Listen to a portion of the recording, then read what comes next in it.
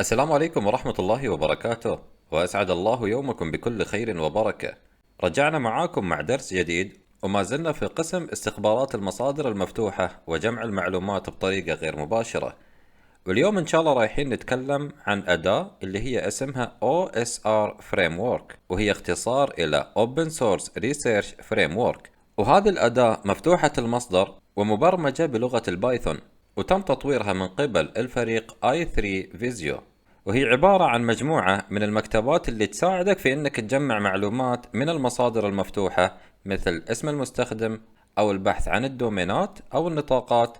وبعد تقدر تبحث عن المعلومات المسربة في الإنترنت وغيرها من المعلومات اللي رايحين نشوفها بعد شوي في التطبيق العملي. وهذه هي صفحة الأداة الرسمية في موقع جيت هاب. وطريقة تنزيل الأداة سهلة، ما عليك إلا أن تنسخ هذا الأمر أو أنك تكتبه في التيرمينال.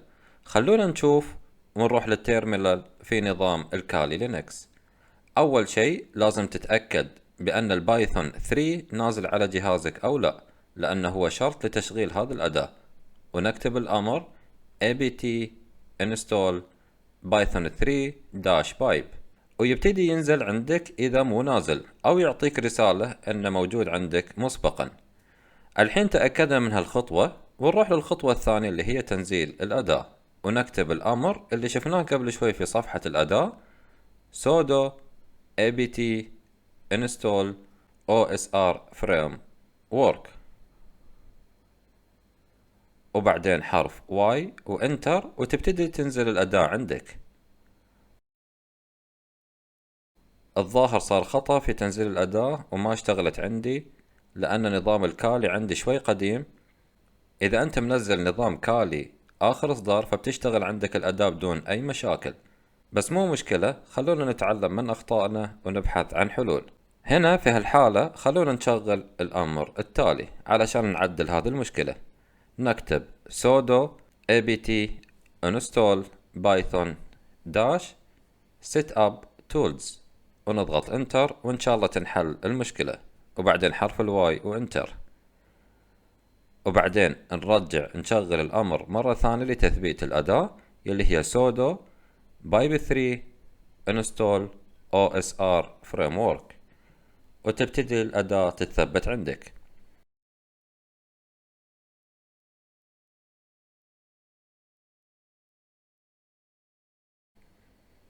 حاليا المفروض ان الاداة نزلت عندنا، ونشغل الامر OSRF حتى نتأكد ان الاداة تثبتت. للأسف كأن في خطأ مرة ثانية، المفروض واجهت الأداة تشتغل، بس مو مشكلة، ما راح يأثر على شرح الدرس لأن الأداة تثبتت فعلا. وخلونا نبتدي في الشرح. نرجع لصفحة الأداة في موقع جيت هاب، وننزل تحت شوي بنلاقي ان عندنا أدوات تساعدنا على جمع المعلومات. في عندنا مثلا الأداة ايلس جنريتور، هذه تساعدنا ان ننشئ اسماء مستخدمين عشوائيين، وبعد تقدر تبحث عن اي دومين او نطاق ان كان موجود او لا، وتقدر تستخرج معلومات الدومين. وبعد تقدر تبحث عن معلومات الايميلات الموجودة في الانترنت، وارقام الهواتف واسماء المستخدمين وغيرها. خلونا نبتدي في التطبيق العملي. نشوف اول اداة اللي هي ايلس جنريتور، ونكتب في التيرمينال ايلس اندرسكور جنريتور، وبعدين انتر، وتشتغل عندك الاداة. وهذه الاداة تقدر تسوي جنريت او انشاء قائمة اسماء مستخدمين بشكل عشوائي. ونقدر نستفيد من هذه الاداة ان نسوي لستات للتخمين، مثلا على احتمالية وجود حسابات في التواصل الاجتماعي، او تخمين اذا كان اسم المستخدم يمتلك بريد الكتروني او غيرها من الاستخدام، على حسب اللي تشوفه مناسب. الحين بس اللي عليك انك تملي هذه الفراغات بالشيء اللي يناسبك. خلونا مثلا نبتدي بالاسم، نكتب علي، وبعدين انتر، ونختار مثلا اسم العائلة، انا بختار حسن.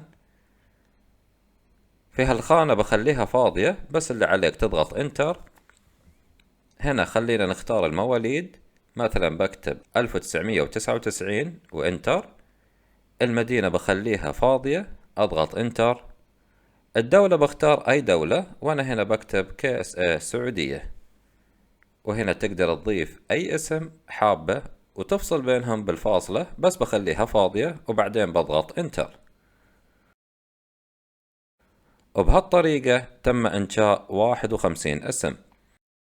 لاحظ مثلا الاسم الأول أخذ الحرف الأول من علي ونقطة واسم العائلة، الثاني أضاف فيها المواليد، الرابع أضاف فيها بدل المواليد الدولة، وهكذا. وهذه هي الأسماء اللي أنشأها بحسب المعطيات اللي كتبناها واللي شفناها قبل شوي.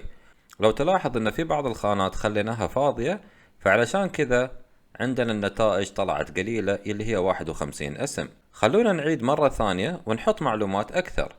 نكتب علي انتر، وبعدين حسن وانتر، ونكتب مثلا محمد، نحط المواليد والمدينة، نكتب مثلا الرياض، ودولة السعودية. هنا بضيف أي شيء إضافي، أنا بكتب سن وبعدين انتر. لاحظ بما أن المعطيات كانت أكثر من الخطوة الأولى، فالنتيجة كانت 800 اسم بعكس المرة الأولى اللي كانت 51 اسم. وهذه هي لستة الأسماء كاملة، كانت نتيجة المعطيات علي وحسن ومحمد والرياض والسعودية وغيرها. وحفظت لك هذه النتائج كلها في ملف سمته output.txt، ونستعرضها بالأمر كات. وهذه كانت طريقة شرح واستخدام هذه الأداة. والحين خلونا نشوف شلون نبحث ونطلع معلومات عن الدومينات، أو نشوف أي الدومينات المتوفرة عن طريق الأداة دومين fy. نكتب الأمر دومين fy ونضغط انتر، تطلع لك استخدامات هذه الأداة. مثلا عندنا داش ان ويعني اسم النطاق إذا حابين نبحث عن أي اسم، وفي عندك who is علشان نطلع معلومات عن الدومين. خلونا نجرب على شركة تسلا مثلا، ونكتب داش ان وبعدين الاسم ونضغط انتر، وتبتدي الأداة تجمع لك معلومات عن نطاقات تسلا. وانتهى من جمع المعلومات، ولاحظ أن طلع عندنا 3 نتائج اللي هي .com .net .org مع الاي بي الخاص بكل نطاق. طيب خلونا نطلع معلومات أكثر عن هذه النطاقات، ونستخدم الأمر who is ونضيفها بعد الأمر السابق ونضغط انتر. لاحظ أن النتائج مو مريحة للعين، فأنت في هذه الحالة صغر الكتابة في التيرمينال باستخدام كنترول وناقص، هذا الزر بتلاقيه جنب الصفر علشان تصغر التيرمينال. ونرجع نشغل الأمر مرة ثانية، الظاهر بعد يحتاج لها تصغير.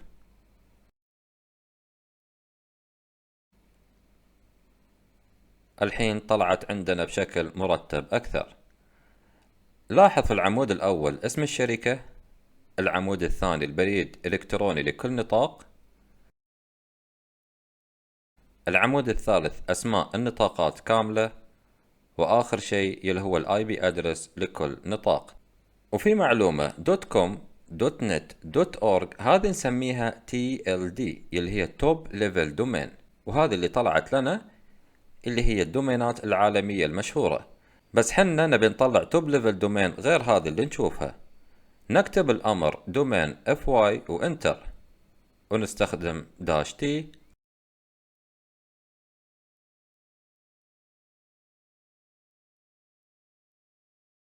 ونكتب cc وانتر. عفوا كتبت كوم بالغلط، نرجع نكتب cc. وcc هي اختصار إلى كود كونتري، يعني أكواد الدول. مثلا SA كود مواقع السعودية، KW كود مواقع الكويت، AE كود مواقع الإمارات، وهكذا. فهذه تبحث عن نطاقات الدول الخاصة، وتقريبا يبحث لنا في 324 دومين أو نطاق، فننتظر حتى تطلع لنا النتائج.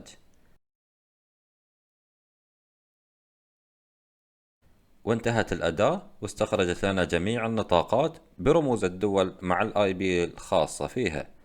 وما شاء الله نطاقات شركة تسلا كثيرة، علشان كذا هذا يعتبر أفضل مثال علشان نطبق عليه الدرس. وإذا أنت من الأخير حاب تطلع جميع نطاقات تسلا بكل أنواعها مع نطاقات الدول أو النطاقات العالمية وغيرها، نشغل الأمر السابق ونكتب بدال CC ونحط All وبعدين Enter.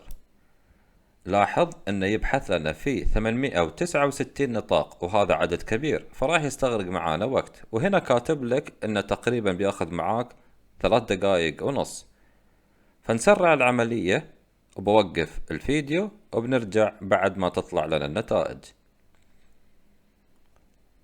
وهنا انتهت الأداة من استخراج جميع النطاقات الخاصة بشركة تسلا، واستغرق معانا تقريبا 5 دقائق، وهذه هي كل النطاقات.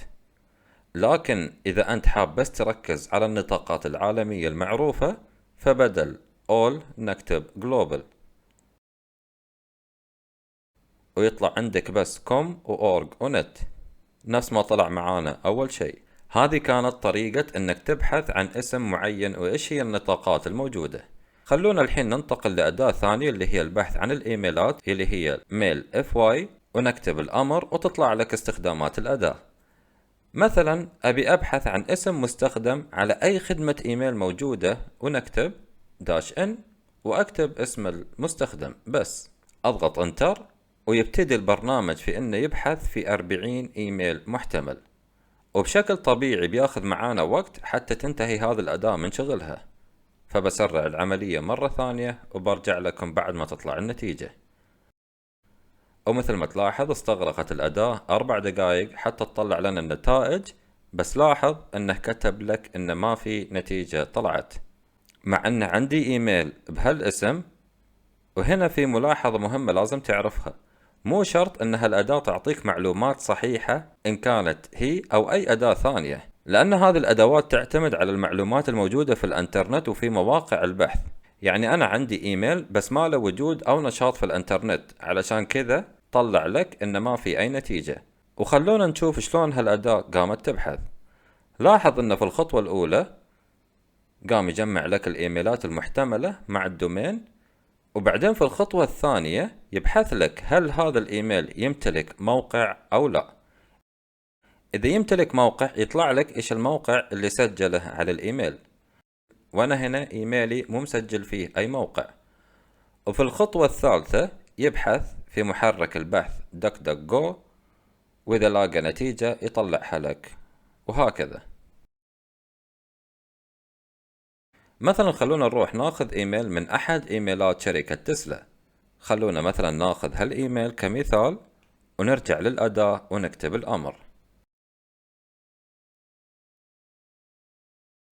mail fy مسافة -m، يعني نبحث عن ايميل معين بس، وبعدين سنجل كوت ونحط الايميل بينهم، وانتر، وتبتدي الأداة تبحث علشان تطلع لنا النتيجة. وطلعت عندنا نتائج. من هالنتائج لو تلاحظ انه طلع لنا المواقع اللي مسجلها الايميل، بس ما طلع معانا شركة تسلا، رغم ان هالايميل اخذنا من معلومات الدومين مثل ما شفنا. وهنا نرجع ونقول مو شرط هالأداة تطلع لك كل شيء، فاللي عليك انك تجمع هالمعلومات وتكتبها في مفكرة خارجية، وتستخدم اكثر من أداة لجمع المعلومات، وبعدين اربط وحلل هالمعلومات علشان توصل للمعلومة النهائية الصحيحة. وفي أدوات وبرامج تطلع لك معلومات تختلف أو أكثر من برنامج وأداة ثانية، فلا تعتمد كل الاعتماد على أداة واحدة. خلونا ناخذ مثال ثاني ونبحث عن إيميل شخصي. مثلا ببحث على علي@gmail وانتر.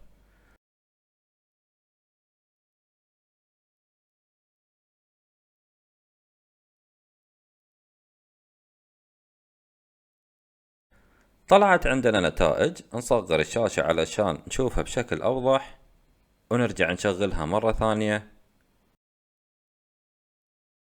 لاحظ أن في دومين يملكه هذا الإيميل، وبعد طلع عندنا احتمال أن هالإيميل مسجل فيه حساب في تويتر.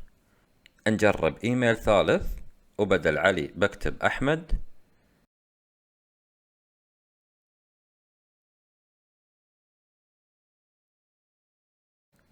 والنتائج أن عنده موقعين مسجلها بالإيميل. خلونا مثلا نفتح لنا واحد من هالمواقع، نتأكد هل الموقع فعلا موجود أو لا. وهذا هو الموقع. وبكذا انتهينا من شرح الأداة وطريقة استخدامها. نروح ننتقل للأداة فون FY. ومثل ما ذكرنا هالأداة تبحث عن أرقام الهواتف، وهذه طريقة استخدام الأداة. وهذه الأداة تبحث لك عن أي رقم في 3 منصات خاصة بصيد الأرقام السبام والاحتيال.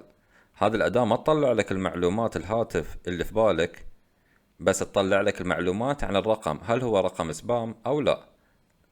لكن احنا بنحدد الكل.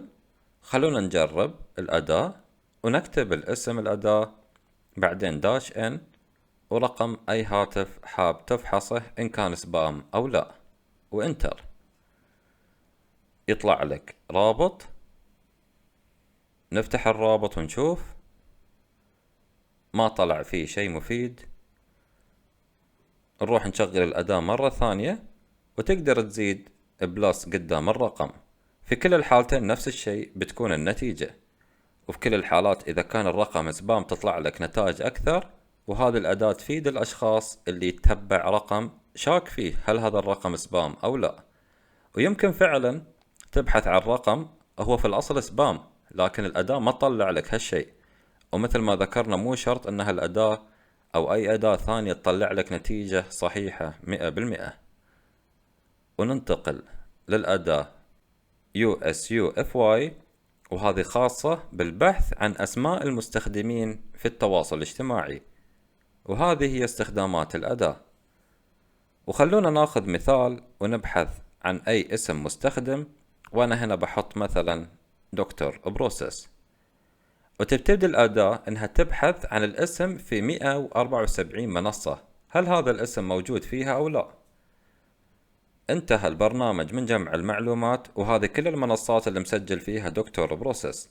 مثلا خلونا نشوف هالموقع اللي هو بلوج سبوت، وطلع لنا هالموقع، وهذا الموقع مو تابع لي. فيعني مو شرط إذا بحثت عن اسم مستخدم أن كل هالمنصات أو المواقع اللي تحمل هالاسم تابعة لشخص واحد. اللي عليك إنك تتأكد هل فعلا ترجع لشخص واحد أو لا. خلونا مثلا نشوف نتيجة ثانية، نشوف التليجرام، وفعلا هذا التليجرام الخاص في الجروب وتابع لي، أما الباقي فهي مو تابعة لي. ومثل ما قلت اللي عليك إنك تتأكد. ولهنا وصلنا لنهاية الدرس، وابتدي في استخدام هالأداة وتعرف عليها أكثر. ونشوفكم على خير في دروس قادمة، والسلام عليكم ورحمة الله وبركاته.